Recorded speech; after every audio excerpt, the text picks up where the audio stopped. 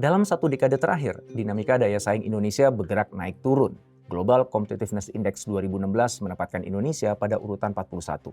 Di tahun 2017 naik ke urutan 36, lalu turun ke posisi 45 di tahun 2018 dan merosot ke urutan 50 di tahun 2019. Sementara itu perjalanan Indonesia di IMD Competitiveness Ranking juga nggak kalah menarik. Indonesia berada di peringkat 40 pada 2020, lalu naik ke posisi 37 di 2021, lalu merosot tajam ke peringkat 44 di 2022, dan melompat kembali ke peringkat 34 di 2023. Pencapaian tertingginya di peringkat 27 pada 2024. Setelah itu jatuh kembali ke peringkat 40 pada tahun 2025. Di Asia Tenggara, Singapura konsisten menjadi negara paling kompetitif. Malaysia dan Thailand bergantian mengisi posisi kedua dan ketiga.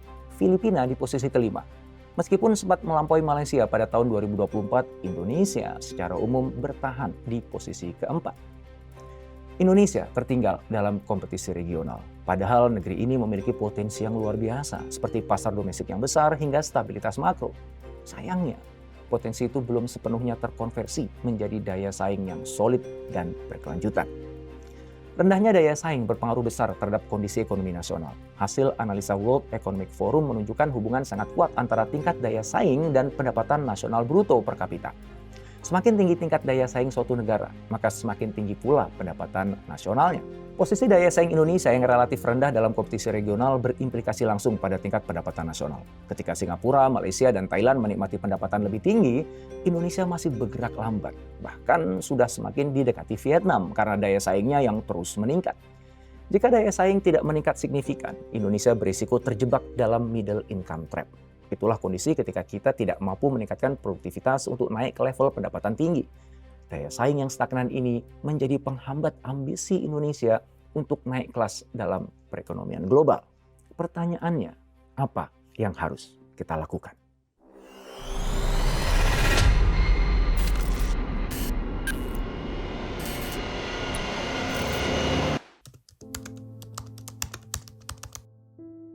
Ketertinggalan daya saing Indonesia bukan tanpa sebab. Salah satu persoalan yang krusial adalah rendahnya kapabilitas inovasi. Di dalam Global Competitiveness Index, profil pilar Indonesia sangat kontras. Di satu sisi kita memiliki kekuatan struktural seperti ukuran pasar yang besar dan stabilitas makro yang relatif solid. Tapi di sisi lain, pilar Innovation Capability Indonesia sangat lemah, bahkan menjadi yang terendah di seluruh rangkaian penilaian. Ketimbangan ini mencerminkan kekuatan dasar yang dimiliki Indonesia belum diikuti kemampuan untuk menghasilkan, mengadopsi, dan mengkomersialkan inovasi. Pilar-pilar lain yang berada pada posisi lebih baik ternyata nggak cukup untuk menutup kelemahan pada faktor yang menjadi penentu utama daya saing jangka panjang. Negara-negara yang unggul dalam daya saing seperti Singapura, Korea Selatan, dan Jepang hampir selalu tampil kuat pada dimensi inovasi. Hal ini menegaskan bahwa inovasi bukan hanya elemen tambahan. Inovasi adalah fondasi strategis bagi pertumbuhan ekonomi berkelanjutan. Keterbatasan kapabilitas inovasi membuat peningkatan daya saing Indonesia berjalan lambat. Padahal tanpa kemampuan inovasi yang kuat, Indonesia sulit bergerak menuju ekonomi berbasis produktivitas tinggi. Inovasi harus menjadi agenda utama jika Indonesia ingin keluar dari stagnasi daya saing dan mengakselerasi pertumbuhan menuju level pendapatan yang lebih tinggi. Perjalanan Indonesia dalam Global Innovation Index sejak 2018 memperlihatkan proses pendewasaan yang berjalan lambat. Belum cukup untuk menempatkan Indonesia ke dalam barisan negara inovatif terdepan di Asia Tenggara. Pada periode 2018 hingga 2021, posisi Indonesia stagnan di kisaran peringkat 85-87 dunia. Indonesia menjadi negara dengan performa inovasi paling lemah dibandingkan Singapura, Malaysia, Thailand, Vietnam, dan juga Filipina. Memasuki periode 2022 hingga 2024, pergerakan Indonesia lebih positif. Peringkatnya naik ke posisi 75 pada 2022, lalu melompat ke posisi 61 pada 2023 dan mencapai titik terbaik di posisi 54 pada 2024. Laju peningkatan ini lebih cepat dibandingkan sebagian besar negara ASEAN yang bergerak lebih stabil. Sayangnya, Indonesia turun lagi ke peringkat 55 di 2025. Posisi Indonesia relatif belum berubah secara fundamental. Singapura tetap berada di elit 5 besar dunia. Malaysia konsisten di kisaran peringkat 34 hingga 36.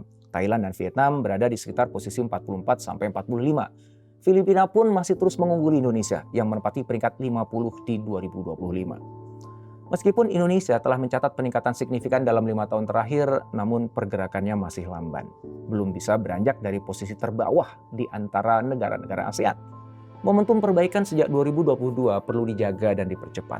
Tanpa adanya lompatan inovasi, Indonesia akan tetap tertinggal dalam kompetisi yang semakin mengandalkan kreativitas, teknologi, dan kemampuan menciptakan nilai baru.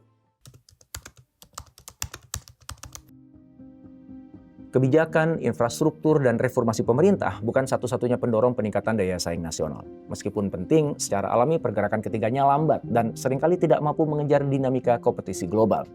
Kita nggak bisa terus mengandalkan ketiganya sebagai sandaran. Untuk bisa melompat, Indonesia butuh sumber energi perubahan yang bergerak lebih gesit. Itulah perusahaan-perusahaan besar Indonesia. Mereka memiliki kapasitas yang tidak dimiliki pelaku ekonomi lain. Mereka punya dana riset dan pengembangan, akses teknologi, talenta terampil, serta jaringan internasional. Korporasi besar dapat membangun laboratorium inovasi, menguji teknologi baru, dan mengalokasikan investasi jangka panjang. Secara alami, mereka terdorong untuk terus meningkatkan daya saing dengan menciptakan berbagai terobosan-terobosan. Studi McKinsey menunjukkan bahwa perusahaan besar merupakan motor penting dalam mendorong produktivitas, arus investasi, inovasi teknologi, serta peningkatan keterampilan tenaga kerja dan kegiatan research and development. Ketika mereka bergerak, riak gelombangnya terasa ke seluruh perekonomian negeri. Selain itu, Indonesia memiliki kondisi yang mendukung. Pasar domestiknya besar, ekonominya relatif stabil, dan konsumennya semakin melek digital. Itu semua menjadikan negeri ini tempat yang tepat sebagai laboratorium inovasi tanpa harus menunggu sempurnanya kondisi eksternal. Contohnya sudah bisa kita lihat di berbagai sektor industri. Telkom Indonesia misalnya, melalui Digital Amuba, mereka tidak hanya menciptakan produk digital baru. Mereka telah mempercepat lahirnya talenta teknologi nasional. Melalui inovasi teknologi dan model bisnis, GoTo telah menghasilkan nilai tambah ratusan triliun rupiah dan menciptakan lebih dari 1 juta lapangan kerja. BRI berhasil meningkatkan kualitas layanan dan efisiensi operasional dengan memanfaatkan kecerdasan buatan.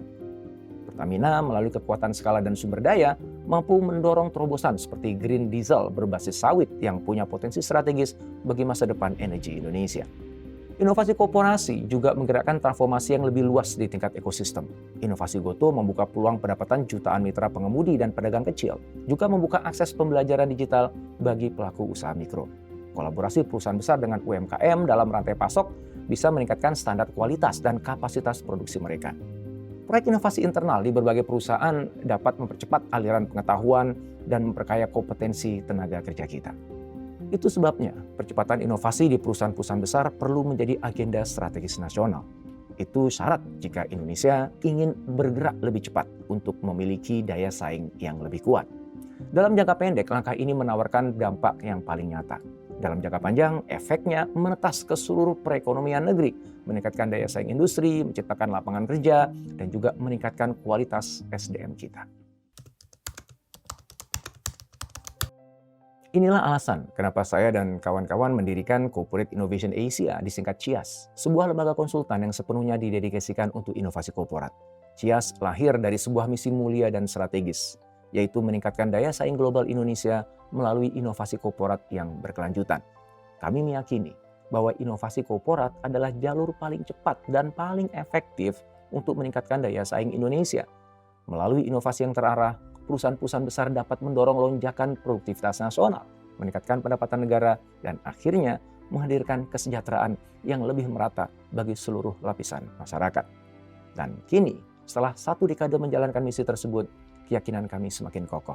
Setiap langkah yang kami ambil, setiap transformasi yang kami dampingi, dan setiap solusi yang kami rancang bersama mitra korporasi telah memperlihatkan bahwa masa depan Indonesia dapat dibentuk melalui inovasi yang lahir dari perusahaan-perusahaan besar negeri ini.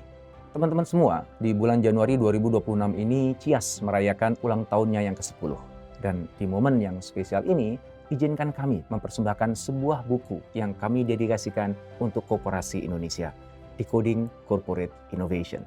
Buku ini adalah panduan untuk korporasi Indonesia dalam membangun kapabilitas inovasi untuk menciptakan pertumbuhan kompetitif yang berkelanjutan.